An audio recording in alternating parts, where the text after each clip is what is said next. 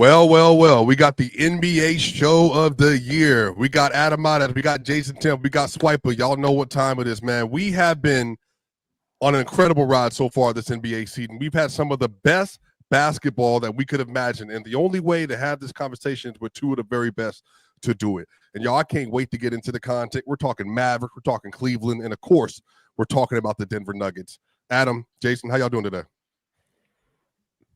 Oh man, you did the two-person. How are you doing today with two people on? So we both were like, I have the staring contest. I figured the first name would be the clue of who to go off first.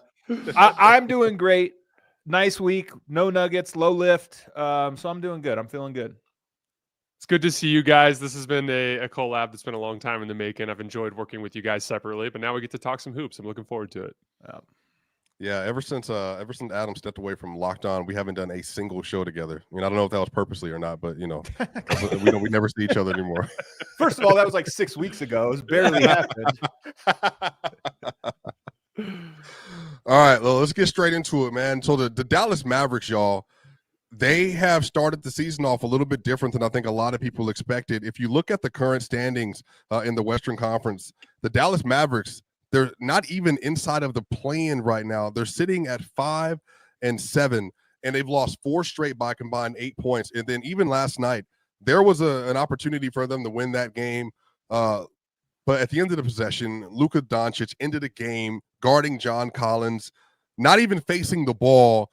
They get an entry pass into the lane, scores an easy bucket. Next possession, Luka tries to thumb down the court, throws the ball to Najee Marshall, an absolute air ball. And then they fall to 5-7, losing 4 straight. And they are now one of the worst clutch teams in the league to start the year after being one of the very best in the NBA last year. So, Jason, start with you. So when you look at the Dallas Mavericks season so far, you look at the play of Luka Doncic, you look at the last 4 games especially, where it's gone down to the wire for that team, and they haven't been able to get the job done. How do you feel about where the Mavs are right now, and how do you feel about how Luka's playing currently?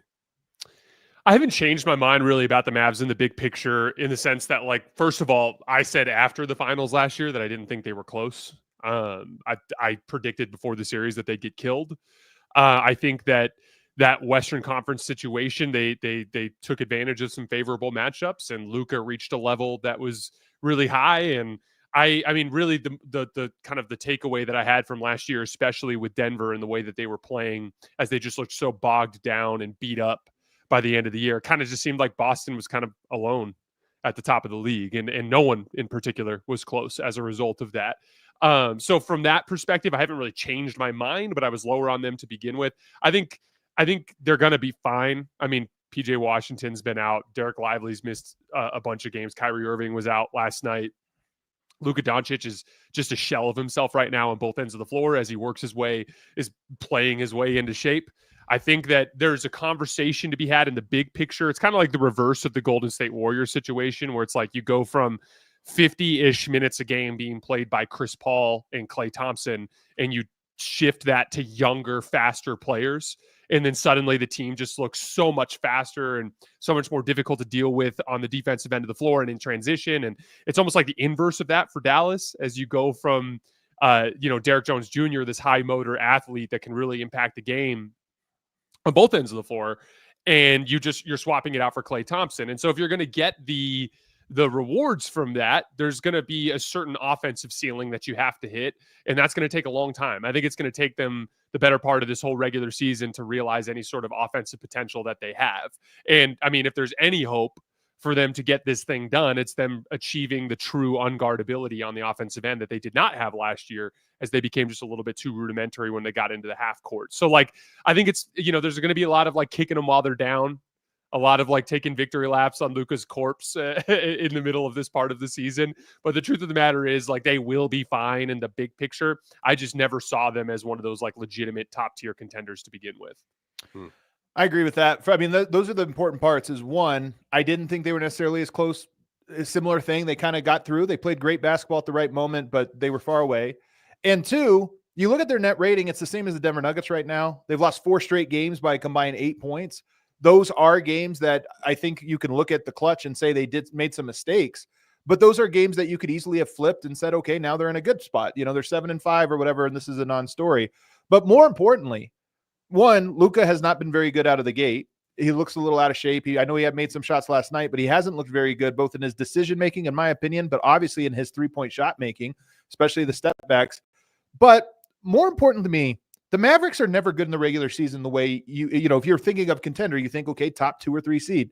They're never that. And you think, okay, you go to the finals, you make some of these moves. Can you become that this year?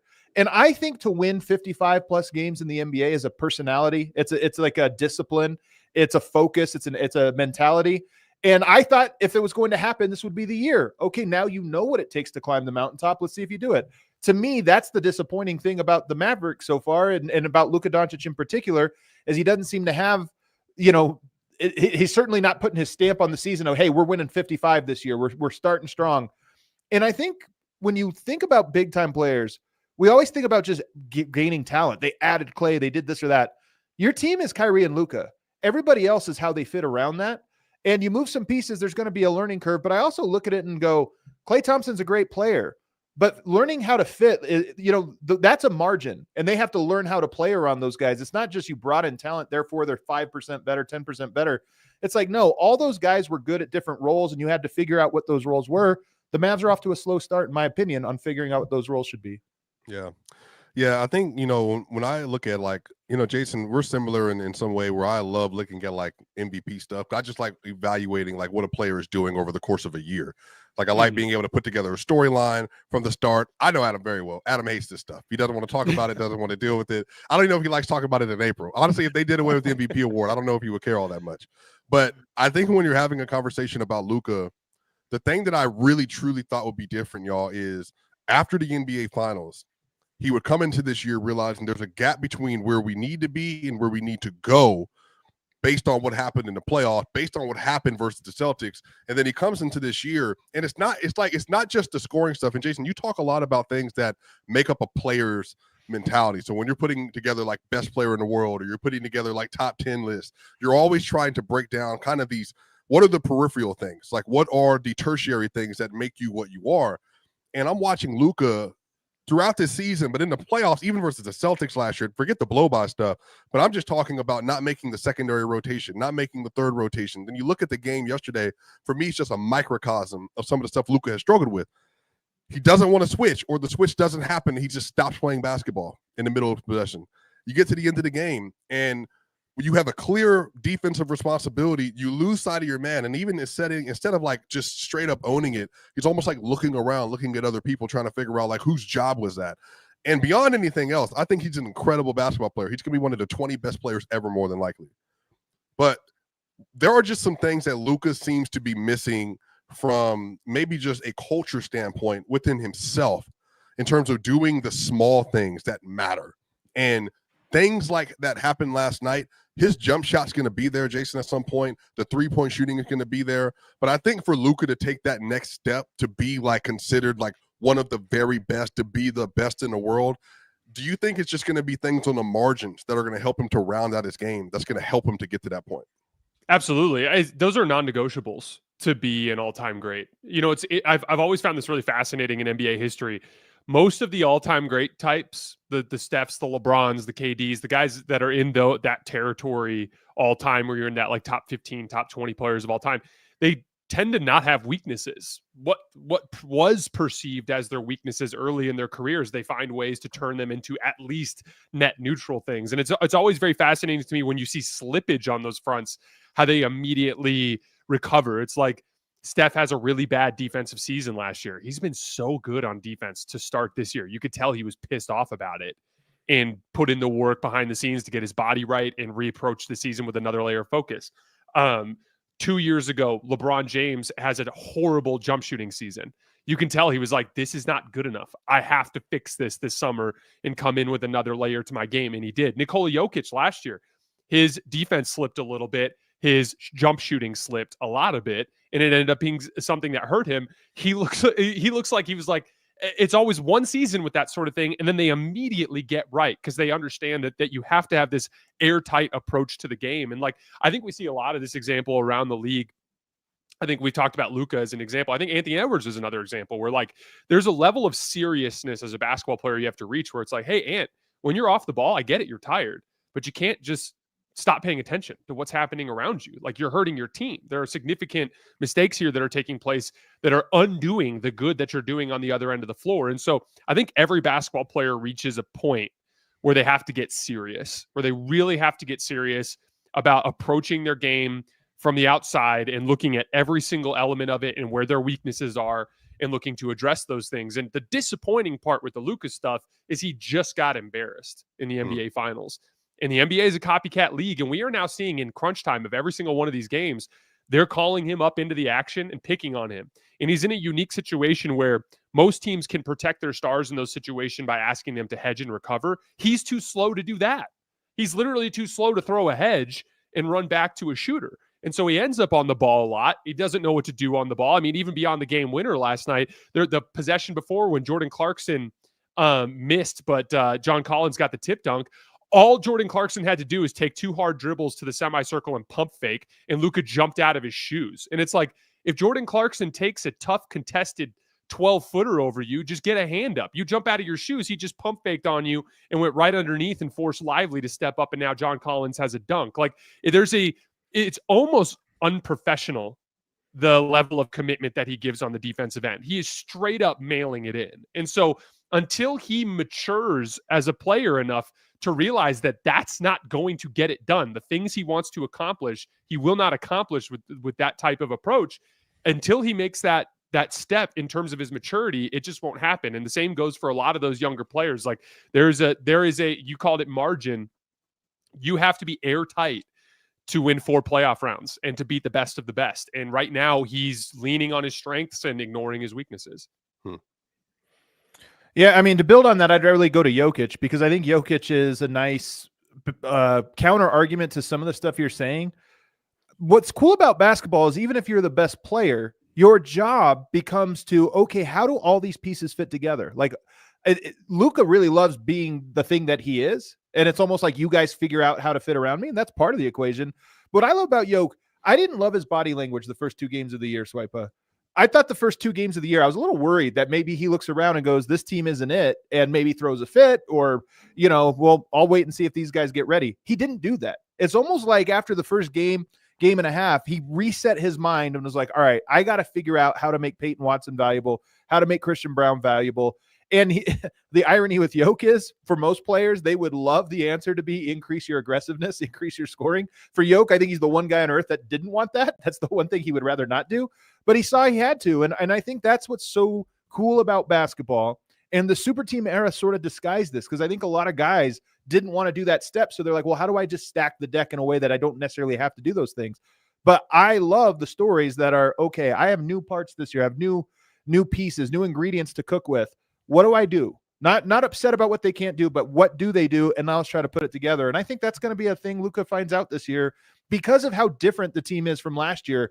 It looks like they're just trying to run it back, but it's like, no, there's some different nuances to the roster we're given. How do you, as the superstar, how do you make that work? Really quick, Adam, like, this is such a perfect example. They're missing a bunch of guys too. Denver's had, in addition to the injury luck, Denver's guys that have been healthy have been bad. Of the core guys, the core guys, and so Luka's in a similar circumstance, but all you have to do is look at the Basketball Reference page, and it's literally like there's like a little mixer bar, and like Jokic just turned all the parts of his game up a little bit to compensate. Like he literally is just like, I'm just gonna play a little bit harder in this stretch of the game. I'm going to leverage my scoring a little bit more. I'm really going to just take the ball down to the block and just post up relentlessly and at least figure out how to get these guys how to cut and move off the ball. He's over-indexed on everything that's made him great in order to compensate, because he knows in his head is like, if I can hold this down, Jamal will get in shape. Aaron Gordon will get healthy. These guys will get back, and then maybe we can make a run. And it's been the exact opposite with Luka. And it's been really interesting to see those two juxtaposed after Luka kind of started to get some momentum in the best player in the world conversation after last year. And one specific thing real quick on Jokic that he's doing different this year, handling the ball a little bit more. And in particular, dribbling into the action rather than, hey, let me go down the post, you throw it to me, dribble into a post up. And one thing that does is, when you have a lack of shooters, it actually makes it easier. Okay, we don't need to go through all that stuff where the defense is going to sag in. I'll start with the ball and we can start our cuts. Jamal Murray is a floor spacer, but if he has the ball, it's a little different. if I dribble into the post or dribble to the elbow or initiate the action myself, now he gets to be a floor spacer on this. So there's like little, it's not always big stuff. It's sometimes little things that are just personnel dictates that I need to alter my game in certain ways. And that's basketball. That's part of what I think is so great about basketball, is watching great players figure out what version of themselves is needed at what moments. Yeah, I think that it's going to be interesting to watch the Mavs develop as the rest of the year goes on. I figured that one of Minnesota or the Mavs would kind of fall off this year. I don't know which one it's going to be yet. My guess was Minnesota, but we'll find out. But on the other end, in the Eastern Conference, the team that I was absolutely wrong about was the Cleveland Cavaliers. I came into the year thinking they were going to be about the 5th seed, maybe the 6th seed. I thought surely the Orlando Magic, their defense is going to get there. The 76ers are going to have a real big 3 now.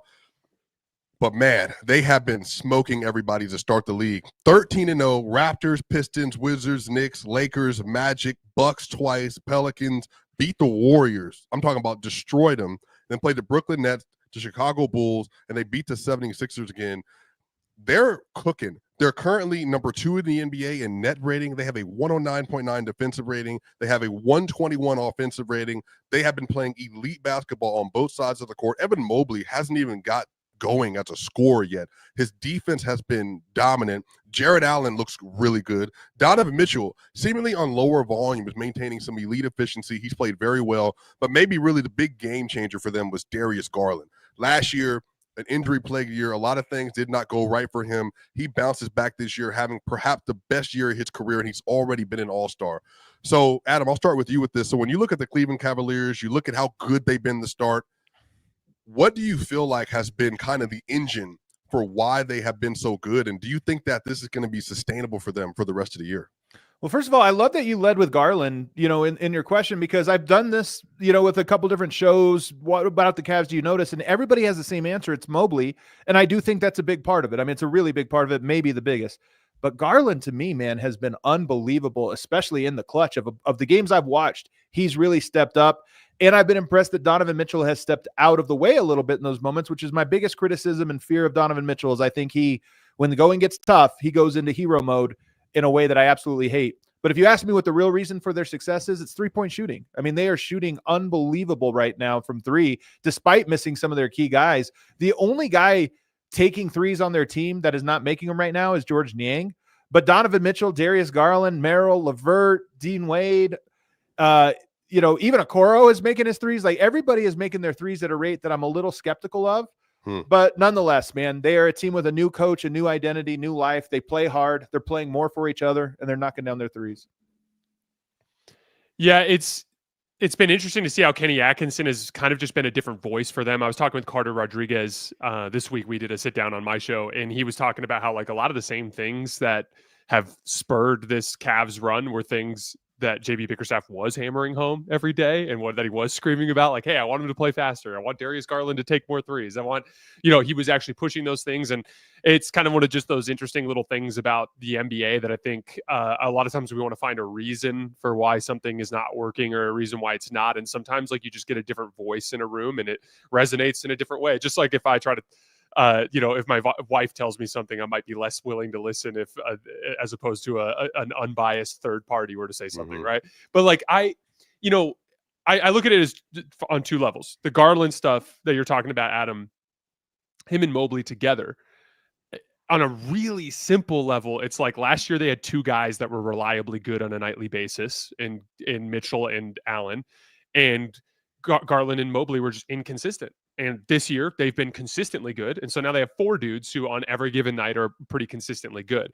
I think the second part of it is just like Kenny Atkinson hammering home these modern basketball concepts that were sitting there as like low-hanging fruit for Cleveland that just weren't getting capitalized on. A big one is like, hey, guess what? Every offense in the NBA is more efficient in transition than they are in the half court. So you should try to run every time you can. If you're not running every time you can, you're leaving meat on the bone, so to speak.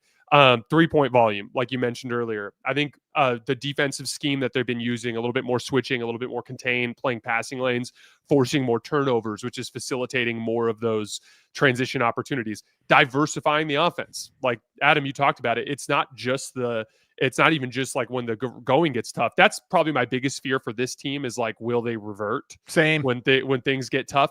But however, like there was like a stretch last year were like towards the tail end of the year were because of injuries. They pretty much just played Luka Doncic ball with Donovan Mitchell with him, or just with him being super aggressive every time down the floor. So like the equal opportunity, let's let Evan Mobley run inverted ball screens just from the out of a horn set off of the left elbow, just time and time again in the early second quarter, early fourth quarter stretches. Let's have Donovan Mitchell kind of be more of a bystander, attack closeouts and situations like that off of advantages that are created by Garland or by Mobley. I think that diversity has led to them just having more answers for different opponents. Again, like when you go to the playoffs and you're playing 4 different teams with 4 different rosters, you're going to have different matchup advantages in different series. Sometimes Evan Mobley is going to have the best matchup. And so if you can build out through the course of a regular season a way to enter the defense through Evan Mobley, that's investment that could pay off at that point. And so in general, I think it's just a combination of they've got some key guys that are playing better. Kenny Atkinson has kind of grabbed all the low-hanging fruit that's available within the concepts of modern basketball that are successful. And honestly, winning gets contagious. And I think that these guys are all bought in, and they know that they're doing something special. And so they're playing super hard every night. Their attention to detail is through the roof. And we're just watching a special basketball team. I haven't seen anything from Cleveland that's changed my mind, as opposed to like, do I think that they belong on the same top tier of contenders with Boston? Do you guys agree? No, but I will say this one point. They're 6 games up of the 3 seed. We're only 13 games into the year, and 6 games. That means their odds of being a top 2 seed in the Eastern Conference are like 85%. You know, like it really puts them in a solid standing to get a top 2 seed. And that alone is important. Coming into the year, you would have said they have a good shot at it, but there's some challengers. The challengers, Milwaukee and Philly in particular, the Knicks in particular, they've struggled in a way that now gives them such a cushion that they're set up nice. Yeah, now here's the thing. Now, this is what I'll say to, I think, support the Cavs side. They are currently leading the NBA in 3-point percentage, and they're number 6 in volume. Now, even if you're basing on shot variance, which is going to happen over the course of the year, let's say they're healthy. They weren't healthy last year in the playoffs. Jared Allen missed the playoffs, and then it made a remarkable difference for their team. Donovan Mitchell then got hurt. The thing about Boston last year is even when they didn't have full health with no KP, they were playing versus obviously injured rosters, but that's not even the point. They were so good without KP, they could still dominate you because they had built an identity over the course of the year. You had JB and JT, you had Drew and Derek. That by itself was enough. Honestly, you could have put Jason in the middle of that lineup, and they probably would have won the NBA title last year. Like, I've seen your highlights. You can play, but I'm saying, like, if they would have put you in that lineup, they might have still won. And I think the difference is with the Cavs this year, if you're telling me, like OKC last year, y'all, they had 70 games played from 5 starters. If Cleveland does that this year, they can find health luck on their end. They get all-star play out of Jared Allen still. They get all-star play out of Darius Garland. They get all-star play on limited volume from Donovan Mitchell. Isaac Okoro continues to step up. Dean Wade, the rest of the roster. If they are able to hit their stride, they will be able to go into the playoffs and say that we believe that we can beat anybody we play because we have an identity. And I think so much of winning in the playoffs is about identity. And I think we've all talked about it at different levels. If you can find multiple ways to win a game, multiple ways to win a series, multiple lineups to win series, different configurations you can put on the court, I think that's going to mean a lot for them. And if you're telling me that D. Mitch, Evan Mobley, Darius Garland, and you're going to have Jared Allen in any playoff series, and what I love about Jared Allen, one of the things that makes him such a special defender is he legitimately is a switch 5.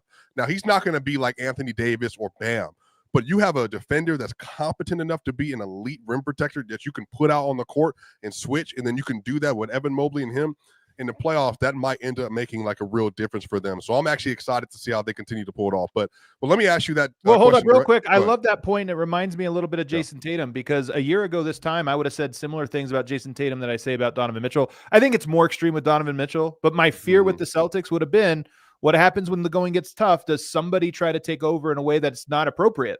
And I think Tatum last year found the perfect balance of, when they needed a bucket, they could count on him to be a little more aggressive, but it was never 5 straight minutes of Tatum isoing the ball and just going for it. That was a growth I thought he demonstrated. And maybe Donovan Mitchell, to your point about identity, it is important. Maybe he will demonstrate that throughout the course of the year and into the playoffs, to where 2-3 possessions in a row, he settles things down, but not the last 5 minutes of a game where it just becomes very predictable. Right. Do you think Tatum struggling a bit in the postseason actually benefited Boston by making it kind of unrealistic for him to grab the reins for any significant stretch? It's possible, but I don't think he did it in the regular season either. Like I'm critical of Tatum quite a bit. I will say I think he did everything right last year. So like I think so it was too. important. So whether it was because he struggled in the playoffs, but I don't think so. I think it was more just he bought into winning and he won. Yeah, and Tatum also. You disagree. That tells me you don't necessarily. No. I think I've said multiple times during the playoff round. I think Tatum was the perfect star for Boston. My fear with Boston throughout the entire year was the same. It was actually less about Tatum. I was more worried about like the huge game 5 Drew Holiday takes an off the dribble transition 3. Like I was more concerned about that sort of thing. But just to your point, because you had mentioned it within the context of Tatum, I was just following up by asking if you thought his struggles played a role in that. But here's the thing. My take with Tatum has been consistently that he's just a second tier superstar, but although he's off to a fantastic start this year, but I actually think that was kind of perfect for that Boston team. Like I think for instance, like Tatum, even though I think Luka Doncic is a better basketball than Tatum when he's at his peak, I think Tatum was a better player within the Boston scheme than Luka would have been within the Boston scheme. Yeah, that's right. Well, even just, and then we can move on from that, but even just the what they did in the NBA Finals with putting Tatum on Derek Lively, just being able to play that low man role and what he did defensively for that series obviously made a huge difference. Remember that the conversation we were having earlier about like professionalism and being mature enough to like eviscerate all your weaknesses? That is Tatum's strength. Tatum's strength is that he's pretty good at everything. And like that really is what sets him apart from his peers. Like I still think like in a big time spot in a late playoff series against an elite defender, he's not great enough at creating his own shot compared to some of the guys at the top of the league. But he's so damn good at everything that like within this Boston scheme, his impact is about the same as the guys at the top of the league, even though the playing field isn't necessarily even in that case. Yeah. Well, the Denver Nuggets. And so I think as a great Seattle Seahawks quarterback said that they wrote him off, but he didn't write back. The Denver Nuggets, they basically said that, look, we're going to be down all these players, no KCP, no all this other stuff, but it really doesn't matter. Because at the end of the day, we got the best player in the world. We got a bunch of young players that know their role. We got a bunch of middle to 20-year-olds that know their role. Michael Malone, who I think has done his best job coaching, for me, arguably, so far, the start of year off because of how he has handled this roster. Calvin Booth had a vision, and it's coming to light before our eyes with Julian Strawther, Peyton Watson, with Christian Brown, maybe not so much Dario Saric. But there obviously was an identity that they were building. And when you look at the Denver Nuggets, and Jason, I'll start with you with this because I kind of know some of the things Adam has said. When you look at the Denver Nuggets team and you see they're 7-3, they're battling, they're fighting, they're finding their identity. They're more an offensively led team than they have been to start the year off. Do you still think, as currently constructed as how they look, that they're still a tier 1 team in the NBA? So coming into the season, I had Denver, New York, Boston, and Oklahoma City as the top tier. I think for me in the early part of the season, it's become pretty clear that Oklahoma City and Boston are the two most talented rosters by far. I think the turnaround that Jokic has facilitated over the course of the last couple of weeks has been super impressive, but I still have some questions about Denver that I'd like to see over a larger sample because this is in a lot of ways a very different team. I think a lot of my implicit kind of like worldview surrounding basketball, it leads me to think that the speed has played a large role in this, in the sense that like you're going to Russ, Peyton, and Christian in a much larger capacity compared to the players that were filling those minutes last year. And there's just a lot more speed that's on the floor. And I think that even just like within the context of the way they've been attacking these with these Jokic post-ups, like they're doing a lot of cutting to open up kick out opportunities. So like you're consistently having the dude who makes the post entry pass like cut through, unless it's like Michael Porter Jr. and he's one pass away and you want to keep him there above the break. But like a lot of times, like the guy that's on the opposite wing is just hard cutting into the lane and dragging bodies with him to either get an opportunity or create an opening for a skip pass. They're a lot. They almost feel like more of like an athletic and fast team in a lot of ways. There's downsides with that, with youth and how that kind of portends to the slow down environment when you get to the late areas of the playoffs. And that's why I want to see more. But I think like it's been interesting to see how they turned it around because it looked so bleak at the start Like, it looked so bleak that they were struggling against limited teams. And they've turned it around in a pretty remarkable way and put together some impressive wins. I thought that Oklahoma City win was super, super impressive. And now it looks like they kind of have this identity. And the identity is like they're actually pretty athletic, and they've got some guys that play super, super hard. Even though they haven't been good statistically defensively, I feel like they're positioned to be able to get stops when they need to get stops, which is key. Russell Westbrook on ball in late game situations has actually been a super interesting look that we've seen that's bared some positive fruit. So, like, again, to me, it's a new configuration that I want to see some more of. But like, you're gonna have a hard time talking me out of them as a legitimate championship contender when they have what I think is by far the best player in the world, with Jokic getting his jump shot back, with a coach in Mike Malone that I think is one of the top 5 or 6 coaches in the league, and just at least a competent enough set of talent around him to be able to let Jokic dominate games the way that he does. I'd have a hard time picking against him at this point, but I really do want to see some more in a larger sample. Yeah, I mean, here's the thing with Denver. We do this in the NBA. Denver beat Toronto 2 times by a combined 4 points. They beat Brooklyn in overtime. They beat Oklahoma City by 2 points. Very impressive game. They beat Dallas by 2 points. You could easily, Dallas just lost all those games, right? You almost flip it. Usually those things come out in the wash, and we could easily be having this conversation in reverse, especially in a 13-game sample size. So I think that, like, I don't want to say that's all of it, but it is a big part of it that Denver has eked out some of these wins. And your original question was like, am I buying Denver now as a contender or what have you? I actually feel the same about them right now, more or less the same as I did coming into the year, which is I don't think they are right now, but I think they can build into one. I think they have the pieces to, but this year was more than any very clear that they were going to have to rediscover an identity, and Jamal Murray in particular was going to have to rediscover his own greatness. I think Denver is way ahead of my own anticipated schedule at discovering that identity. And I love your point about athleticism, because I think Jokic never really had this many athletes around him, and you're seeing the effects of good athletes, good spacing, well-timed cuts. That's just as powerful as good shooting around the perimeter, because it really causes the defense to move. The young guys in particular have done a great job of that. But the other half of that equation is Jamal Murray. And I think we still are waiting on him. And that part's not a given. Like, Denver's winning right now with Jokic playing 38, 39 minutes every night, playing like an all-star, guys playing really well. I like the identity they're cultivating. But at the end of the day, Jamal Murray and Jokic are what make you believe in the Nuggets. Those two together and how they work. We haven't really seen that yet. And that'll be the big question here, really over the next 5 months. It's not something I'm expecting in the next 2 weeks, but over the next 5 months, that'll be the thing that determines whether or not I believe in him as a contender.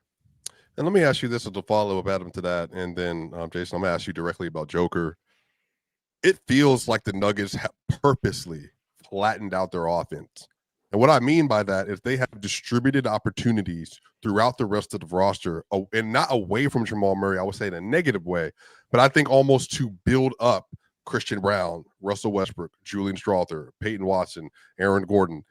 Like, it looks like at least that while Jamal is still going to be like one of really the secondary focus for the offense, especially, how do we get in a situation where we're putting the Denver Nuggets in a scenario we're in the playoffs now? If Jamal Murray doesn't have it going in the second round versus the Minnesota Timberwolves, if he doesn't have it going versus these other teams, he can have his 35 points in game 7, had a really good game 3, really good game 4.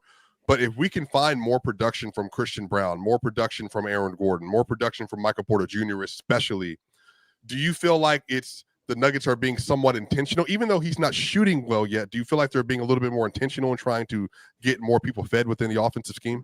I don't. And I also don't even agree with the premise about like Denver being able to win in a playoff series because of this. Like, this is a thing that helps you win in between the start and end of a game. But the end of the game is where you go to the two. That's where you go to your bread and butter. You can play this game. You get the ball popping. Everybody's involved. Defense is off balance. But the NBA is really a fourth quarter league. I mean, you can create separation. It happens. But the NBA really happens between the 10-minute mark and the last 10 minutes of a game. And that's where Denver can really focus in on the two-man game, where it's dynamic, and where there was in 2023 no answer for it. No answer. It wasn't a thing of, well, they didn't run against this defense. Teams threw everything at them. And they were able to solve every single question that was thrown at them and solve it thoroughly. And so that, to me, is why I say that's the most important ingredient. Now, I will say in the following year, in 2024, and I even think to some extent in 2023, Denver became a little over-dependent on the two-man game. Mhm. And to your point, if you're throwing your best punch for 48 minutes, it almost lessens it in some way. So Denver developing this other identity and getting the ball more distributed, whether it was intentional or whether it happened naturally because Murray was out, Murray was struggling, all these different things. I think it probably has more to do with that than anything the coaching staff said. But nonetheless, I think it's a good thing because I think Denver's recipe is probably 35 minutes of how they're playing right now. And the remainder of the game, 13 minutes, kind of at the start and the end, that's the two-man game moment. And I think that's the perfect balance. But they have to find that part before I really buy into them. Yeah. Well, Jason, you have become one of the preeminent national voices on this Joker train. I think Adam was the first there. He will always be able to kind of claim knowing and seeing this from Joker. Maybe not this per se, but like Nobody saw Joker this. great. Yeah, like not this, but like Joker being great.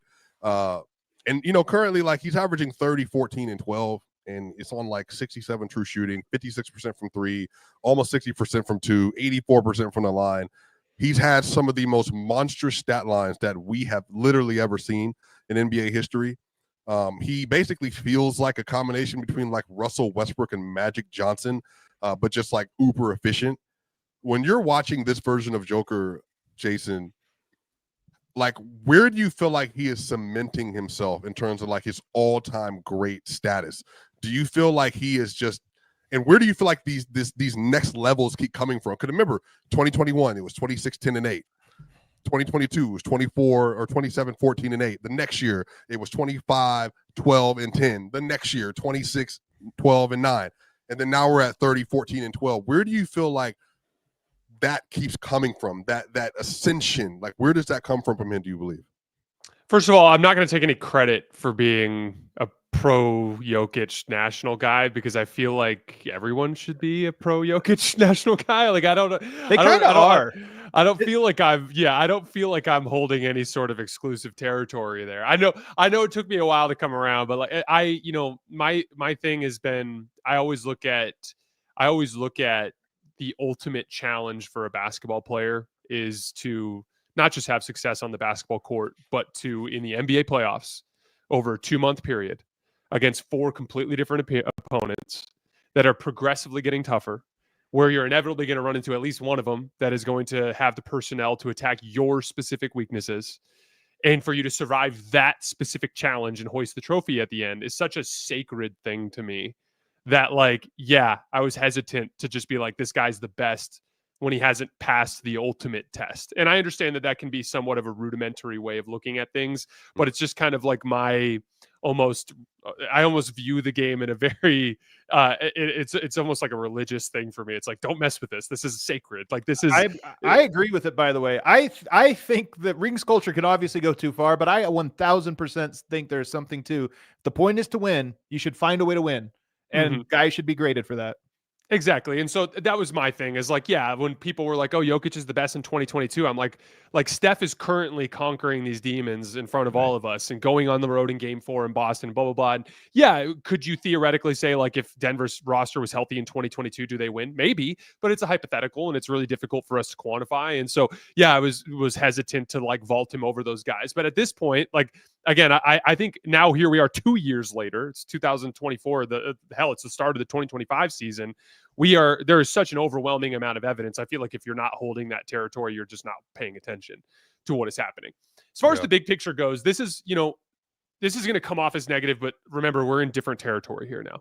Jokic is out of the debates we're having about guys like Luka and what they can accomplish and what this might look like. Jokic has done it. He's got 3 MVPs in 4 years. I think he's in first place right now to get his 4th here, which, by the way, no one's done since LeBron James in the 2008 to 2012 range. Like, Jokic is now entering into a completely different stratosphere of discussions.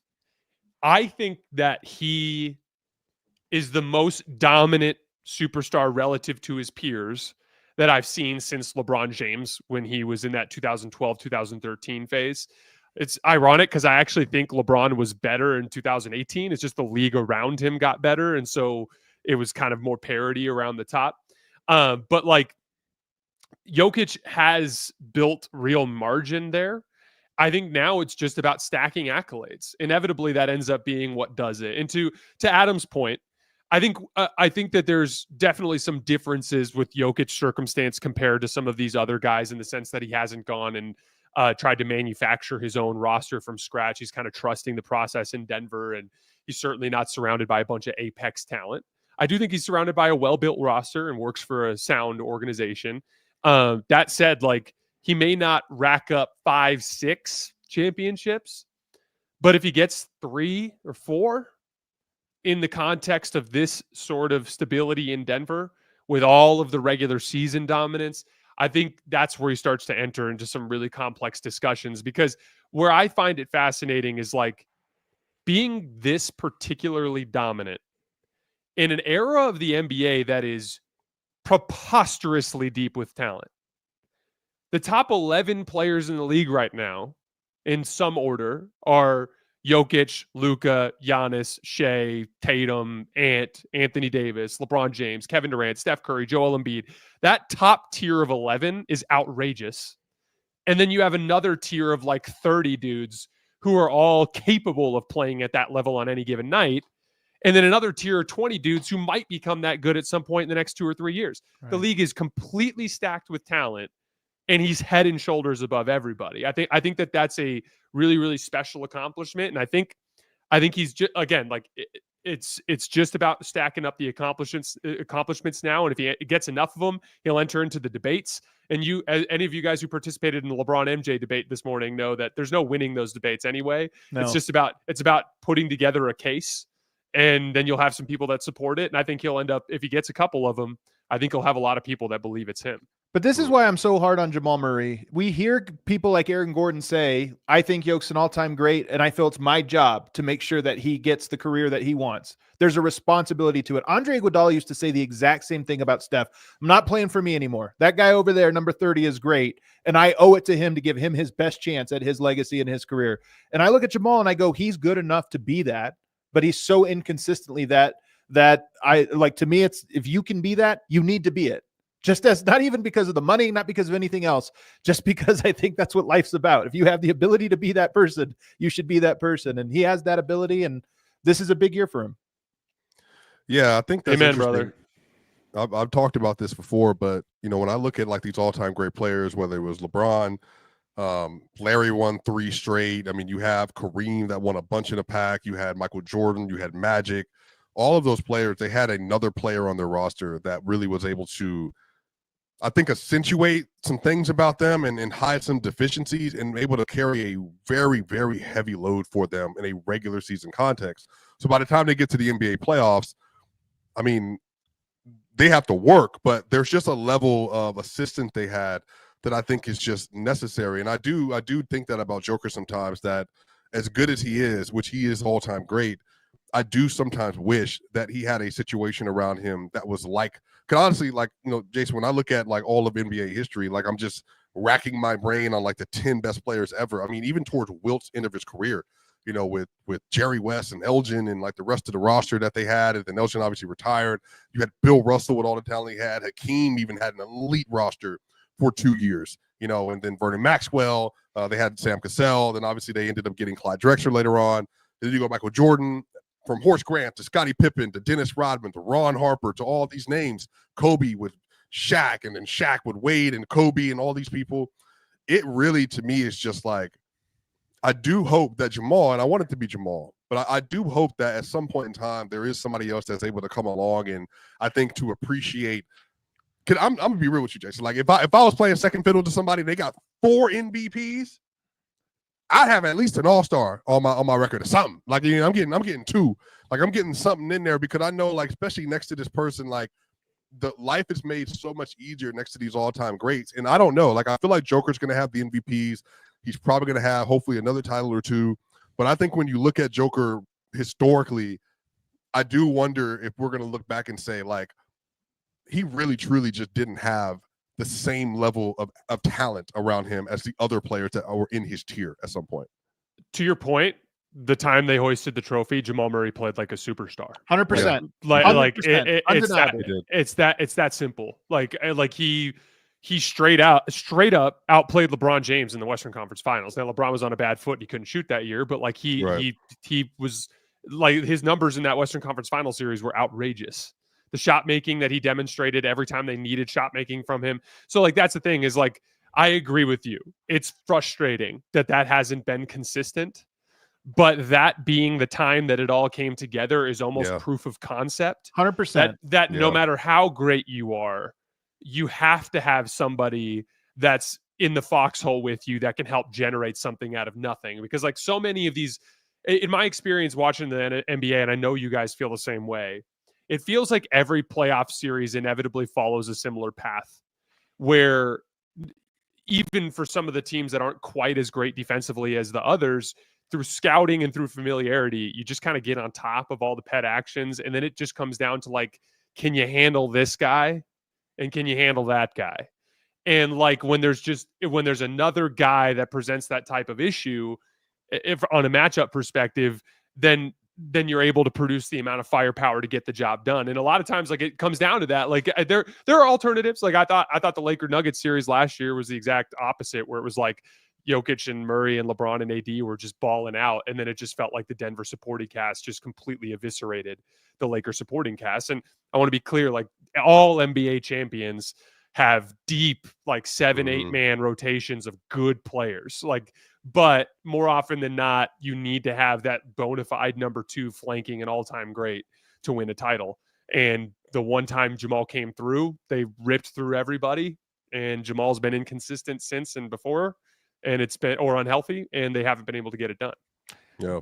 Daniel Day in the comment section has some wild takes, man. Some wild takes. I just wanted to shout him out because his takes are wild. Well, let's move on. Just to respect the time that we have. The OKC Thunder. I think a lot of us had them as the top of the Western Conference before all the injuries and stuff started. Honestly, I'm not gonna lie to y'all. Like, shout out FanDuel. Probably like a week and a half ago, I was looking at the odds. I'm like, Jokic is like a plus 900 for MVP. All right, I'm gonna take that. And then I think Chet was like a plus 220 for the DPOY. I'm definitely taking that. I honestly thought Chet was on his way, not to sleepwalking to the DPOY, but I just don't think there was a more impactful defender to start the year off. I mean, as good as Evan Mobley has been, do y'all think that OKC is still going to have enough like in the tank that by the time Chet comes back, if it's January, Isaiah Hartenstein, December, January, to be able to still maintain at the top of the Western Conference, or are we not really going to see them fully come together until we get to the playoffs? I got to say, I don't think any team in the West is capable of like racking up wins the way that Oklahoma City is. So like, even if it's like Chet's out for a while and they're sitting 4 games back of the 1 seed by the time we get to January 1st, like Oklahoma City's got the talent to go 25-5 over a 30-game span. And that's where I kind of view them as ending up as the 1 seed no matter what. And as far as like the idealized version of them, I just need to see a lot more when Hartenstein comes back to actually see what it looks like. They're going to play better. Like Caruso hasn't been hitting shots either. Like that'll eventually change. So like, I can't really tell what I think about them in the big picture, but I think the West is a bloodbath. And I think Oklahoma City is the one team that has enough talent to rip off a bunch of wins. What do you guys think? I'm a little more concerned about him. First of all, this Chet injury, I know there's a timeline and this or that, but I look at that and I go 7-foot guy, 210 pounds, and he broke a hip, like fractured a hip. I don't think that's okay, it's 8 weeks and you're back. I think that's a thing where then you got to look and see how is he walking? Where are the muscles? Is there strength and imbalance? Because when you're that young, that tall, so much. And by the way, it's not like he plays a soft game. That guy flies around. He throws caution to the wind. You don't roll that guy back out and say he'll build the muscle up over time. You take it slow. So for me, I look at that and I go, Chet to me is integral to to them winning a championship or them being good enough to. And I don't know that you can miss the season and then plug him in and do that. As much as he's a plug and play type of player because he fills in the gaps, I buy their ceiling as a championship contender because of him and what he brings. And if you don't have time to develop that, I don't know if you get it. And then on top of that, man, they're winning right now. J-Dub's playing center a little bit. It's awesome. He's such a good player. Great coach. You're telling me you're going to do that for the next 2-3 months? Like, no, that's not going to happen. Have they signed anybody yet? I don't think they have. No, just have you guys heard anything about them planning to? Like, are they just going to wing it? I saw a 5-card lineup out of them the other night. And Dagnott is like, kudos to him for being willing to do that. I just think that there are costs to doing that for long periods of time. And one of those is teams probably figure out how to attack you. Like you don't prepare for going against 5 guards. But the other part of that is J-Dub, as big as he is, as strong as he is, you just don't want Nuggets fans know this. You don't want Aaron Gordon playing center, a ton of minutes throughout the regular season because it wears you down. J-Dub is so important to them. Don't waste too long of your season having him go up and guard Julius Randle, who's a monster and so physical to go against. That'll wear you down. Yeah, look, I'm going to say this like this. I think it's the inverse of the Cleveland situation. I think winning a title is about chemistry. And I don't know if OKC has overwhelming talent like Boston did versus the field last year. I mean, I like their team a lot, but I mean, I wouldn't take any of their players over, Chet Holmgren, J-Dub, and then you have Shea, but Derek White and Drew, they were just so good and so important to what they were doing. And I don't think Caruso is that. I don't think Casey Wallace is that either. They have like supreme talent. But through this Western Conference, I do feel like by the time the playoffs start, there are just going to be some dogs. Like, and even the Lakers, like the Lakers are going to be an offensively led team, but more than likely they're going to be there. And more than likely LeBron is still going to be playing like he's 28 years old. And then Anthony Davis might be playing at a top 5 peak at that point still. And who knows how they retool their offense, retool their defense. Is Cam Reddish starting? We'll figure all that stuff out. I just think there are going to be a lot of teams that at least have a very strong punch in a series like that. And I just hope that as OKC goes, you do want to try to build camaraderie because they don't even know what they look like with Isaiah Hartenstein on the court versus an elite team outside of the preseason. So like, how is that variable going to affect the way they're playing together? Like, are they still going to be able to do what they want to do with him on the court? The only thing I'm really concerned about with them is just their young guys making big decisions in big moments. Like, yeah, there's going to be a lot of key possessions where it's like, oh, wait, I need Jalen Williams to hold down this bench unit in game 5. And he's, in his early 20s and he's going against some vet star in a big moment. Like that sort of thing does concern me. I think Chet was playing at a top 15 level before he got hurt. He was he really unbelievable. Shea is one of the 5 best players in the league. J-Dub is one of the 30 or 35 best players in the league. Like, the other thing too is like just we talked about the speed concept. Like there's a reason why teams like Golden State and Boston and Cleveland and all these teams are playing well. They're fast as hell, and like all the dudes who are around them are super fast and can guard multiple positions and they have multiple defensive looks. And so I'm a lot high. I think the hype surrounding Oklahoma City is fair. I think the market inefficiency in basketball right now is on-ball perimeter defense and in particular guard-to-guard switching. So many teams run tons of guard-to-guard action trying to catch you slipping on the switch, go screen so that you switch when you weren't supposed to or both drop when you weren't supposed to. And Oklahoma City has probably the highest volume of guys that I feel confident executing that. Go down their roster of guards. None of those guys are going to get beat off the dribble. None of those guys are going to screw guard-to-guard switches. So you're already cut off. Like teams like Boston, Golden State, like there's a lot of teams that rely so heavily on that to get you off balance, and they're just not thrown off by it. And I think that's by design. Yeah, and then quickly before we get into the mailbag section, would you all say that Boston is still the prohibitive favorite to win the title this year? Yes. Yeah. Easily. No question. Okay. I think they're beatable, but I think they deserve to be the massive favorite. Same. Yeah. Well, Jason, we'll start off with you for the mailbag. This is from Love. We got Hype No Beast 2. He said, Jason has stated that the Warriors need a second star to be a legit title contender. While I do agree, I'm curious why this doesn't apply to other title contenders. Who are the second stars for the Thunder and Wolves? And do you think Butler will be a good fit for the W? So maybe you can focus on that. Do you think Jimmy Butler will be a good fit for this team to be a trade option? Jimmy would be an option. I think Brandon Ingram's a guy that they could look at too potentially. Here, this is the thing. It goes back to what we just talked about. By the way, I don't love any of the options that are available. I'm just saying like those are the kinds of guys that they'll have to choose from. But we literally just had a conversation about how Jamal Murray reaching that level was a prerequisite for Denver accomplishing what they accomplished. Like it is very important. And so I think Oklahoma City, it's by committee. Like I think J-Dub and Chet make up a pretty damn good number 2. Personally, I agree. And to the point about Minnesota, like I'm on Anthony Edwards Island. I am as big an Anthony Edwards fan as you'll find. I'm super high on him, but I hate Minnesota's roster. I hate it. I hated it from the beginning. Like it's one of those things where like I actually came into this year higher on Anthony Ever, but lower on the Wolves than most people. And so here's the thing. Technically, their number 2 is Julius Randle. And I think he meets the mold of what I would consider to be a guy you can depend on to get a relatively efficient 20 points a game. But like among that tier of players, he's pretty far down the list for me. But that's also why I'm not super high on Minnesota. But like for Golden State, it's the same reason why Denver needs Jamal Murray to get back to form. It's Steph ultimately. And by the way, in the Dallas game, you guys remember the Mavs game on Tuesday? Periodically throughout that game, their offense sputtered, and every time it did, Dallas went on a run and started to methodically out execute them in the half court. And every time, whether it was late third or late fourth, it was Steph Curry who actually single-handedly kind of regathered the reins of the offense and put them back into position. And so having another guy just makes those moments where the offense sputters fewer and farther between, which makes you gives you just more margin for error. I think I agree with that. I don't know if it needs to be a superstar, though, just in part because of the names that I've seen thrown around don't move the needle for me. So it's like, okay, I don't know that you need Ingram, for example. I don't like the way Ingram play. He holds the ball a lot. You talk about the Warriors, what makes them dynamic? The ball pops so much, man. I think similar things have happened with Denver that have happened with Golden State, and that all the new guys that are in the rotation know that their way to stay on the floor is to not screw up, which means get the ball back to Draymond, get the ball back to Steph if you don't have something quick, which is good. But in the playoffs, I do think you need some kind of pot stirrer. And if you can't get that from a star talent, I just wonder if there is another type of player that they can bring in that's just more of like almost more of like a Jordan Clarkson caliber player. That's just another guy to give you something when the offense, to your point, to the offense sputters, and maybe doesn't cost you what is your core identity. But the reason I buy the Warriors, and I am buying them, Steph is brilliant.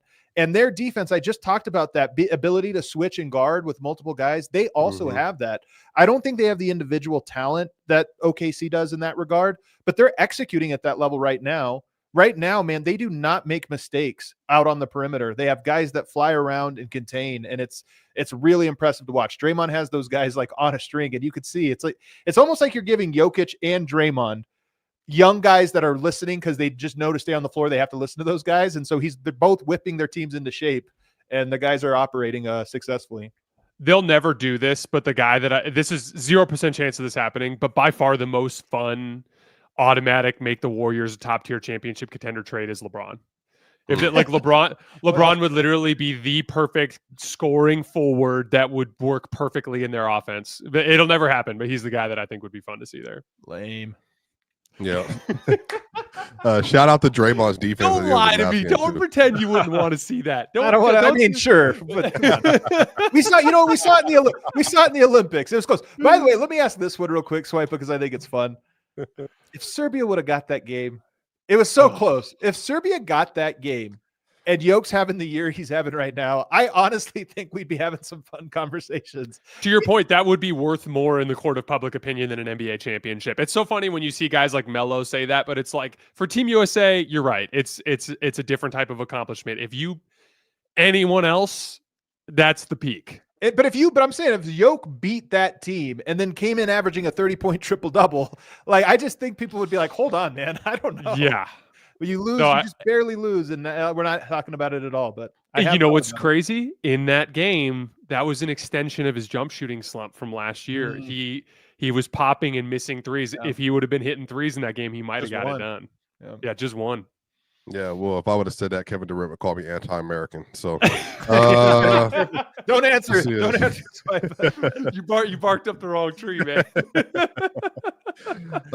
This one is for Carter. And Adam, you can start with this question. Will it take the Wolves some time to adjust to Randall, just like the first year of adjusting to Rudy took time? Also, would it be better to start Dante alongside of Edwards? And then once Dante starts hitting shots, the backcourt will be dangerous. I think unlocking Dante is a really important part for them. He's one of their better players, and he's not having a great year, and he doesn't look comfortable. So I definitely think that figuring out how to get him going is something there. But the Randall piece of this, I've never been a Randall guy. I don't think he works there. And let me not even throw it to Randall, because I think it is unfair to blame it all on one player. I do not buy Gobert, Randall, and McDaniels. I don't see a world where that trio makes it work. And that's their starting trio and closing trio. And you watch them play, man, there is no traction to that offense when those guys are on the court together. So I do put a lot of it on Randall, but even if you don't, that trio, I don't think is a trio that you can hang your hat on. The Gobert centerpiece, I've always hated. The trio, I just don't understand at all. Doesn't even. You have the most athletically dynamic guard I've seen in my adult life on your team. and you are janking things up for him and making him into a high volume 3-point shooter. By the way, I don't even hate the 3-point shooting as long as he's as efficient as he's been. But like the fact that this hasn't been constructed through the concept of trying to weaponize Ant's superpower is blowing my mind. In the same way that, like, guess when LeBron started winning championships? When teams started figuring out, like, well, if we put Bosh at the 5, no one can keep this guy from the rim. You know, we put him with Kevin Love, no one can keep this guy from the rim. Even in 2020, the year they won, that was Anthony Davis's best shooting season, and they won by sliding Anthony Davis to the 5. Like like there's, when your superstar has that type of gift, it's no different than the superpower, in my opinion, of the Nuggets is the high basketball IQ of the starting lineup around Jokic. Like, they accentuated by creating a lineup that you could not double off of, all in different ways, but you couldn't double off of. And that's why it worked, right? And so in a weird way, like, I've hated this roster build from the start. There is a small amount of upside here.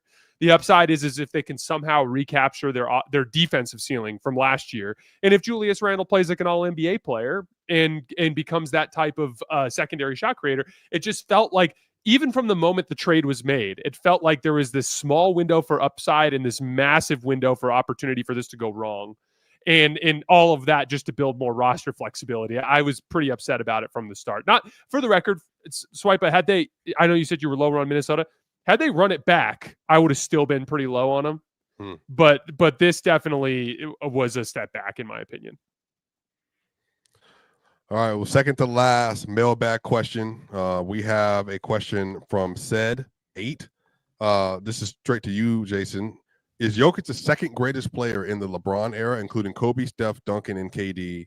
His pathway to becoming the NBA's greatest big is the question. It's Steph. And again, this just comes back to the accomplishments piece. If I'm strictly speaking in a vacuum, just with my eyes, Jokic is the best player I've seen since LeBron.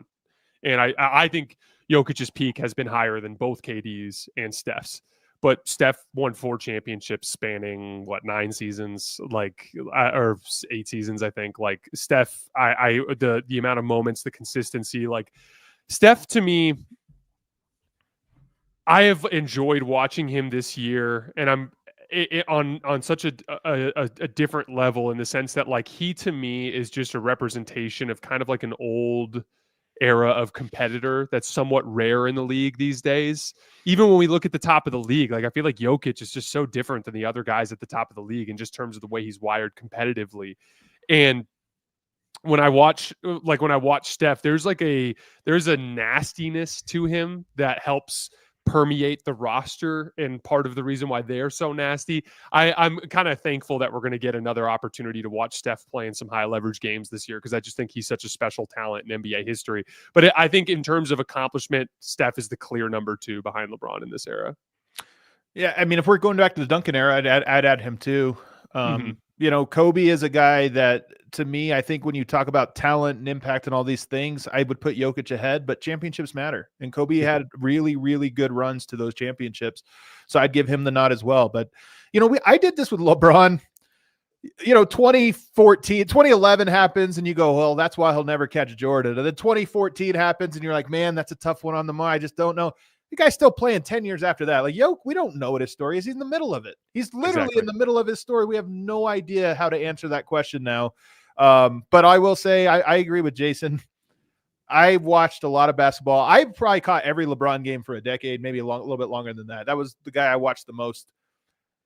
Jokic is on the level in terms of just on a night-to-night impact. Again, that's not everything, but night-to-night, he does stuff that LeBron would struggle to do or wouldn't be able to do. I mean, LeBron did stuff Jokic couldn't do as well. But I'm just saying, to show how great Jokic is, when I watch it, to me, my eyes tell me there's no difference in terms of regular season dominance. There's no difference between those two guys, and there's not another player I would say that about. All right, last question, and I'll lead off with Adam with this. This is a little bit of a Brandy question. It feels like the new CBA, this is from John Steichen. It feels like the new CBA is really stunting movement. Do you guys think we will see a normal trade season or a somewhat muted one or a pretty silent one? It kind of feels like most are going to stand pat and figure out what next summer will bring. I don't really have great insight on this, so I'll defer to Jason on this one. I am not that I'm not connected well behind the scenes either. It's not really my jam at this point, at least at this point in my career.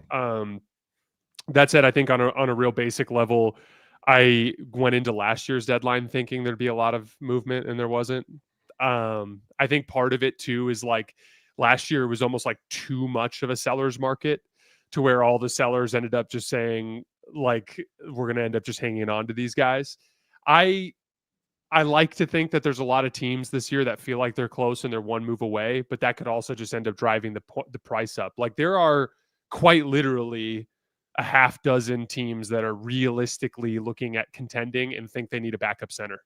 So like, who's gonna, in order to win the backup center race, you're gonna have to pay like at least a first round pick, if not two.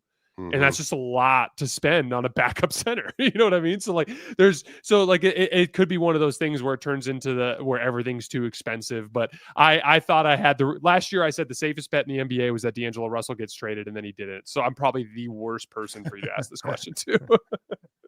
Yeah, I think it's going to be interesting. You know, Zach LaVine is having one of his best seasons of his career. And a lot of the reason why people have not wanted to trade for him seems to be built around his contract plus the injuries.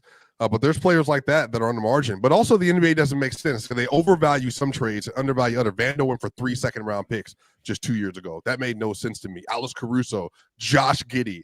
I'm not a Josh Giddey guy, though, so maybe that's just me. But you get one of the most transcendent defenders of the last 20 years at the guard spot for a player that is a miscast within your offense. And it looks pretty bad in Chicago. Right. And then you get Nickeil Alexander-Walker for nothing, and then now he's making $4.5 million. He's a legitimate combo rotation guard for a championship team. And then a couple years ago, they traded, I think the Celtics, they traded a first-round pick, and they traded the backup wing. I forgot his name, but he's a 2-guard. But he's a decent player, but it's not like true value. And I just think that in the NBA, there are players that are on the margins. For me, Chris Dunn, that can really help you to win games in the playoffs, but it's just finding out the proper matchups to make it work. But anyway, I'm excited for it. I think the NBA season is going to be really special. And then, let me give y'all a shout out, and then, definitely want y'all to plug all the stuff you're doing. Y'all are two of my favorite basketball content creators. I've known Adam since 2019, I think. And then, we first interacted in 2021. Adam publicly was one of the first people to show me love to build a platform. Yeah. And then, we, just kind of took off. And you actually invited me on my first show at Swipa, I think, with DNVR in 2021. And then Jason, you have been like a friend in the industry, but also really the last year and a half, once we really started connecting, you've been a great supporter, and I've been a huge fan of your content. I love the way you do your work. I love the way your mind works. So both of you all, this was a treat for me to do, and I think you all are two of the best at doing what you do. So I really appreciate you taking an hour out to do this. Of course, I have a ton. Oh, go ahead, Adam. I was just going to say, same thing, man. I really appreciate you. It's a great trio, and it was a fun hour. Mm-hmm. Yeah, I had today off, and when you asked, I was like, do I want to talk basketball with Adam and Swipa for an hour? Yes, please. That sounds great. I'd be happy to. It's good to see you both. I'm thankful that we're friends, and I look forward to working together many times in the future. Absolutely. For sure. Adam, can you plug all the stuff that you're doing right now? Swiping with Swipa, Locked On Nuggets. Catch both of those. For sure. Hoops Tonight on YouTube and wherever you get your podcasts. Just going to hype you two up, man. There you go. I'm just hyping you two. All right, y'all. See y'all on the other side. We out. See y'all soon.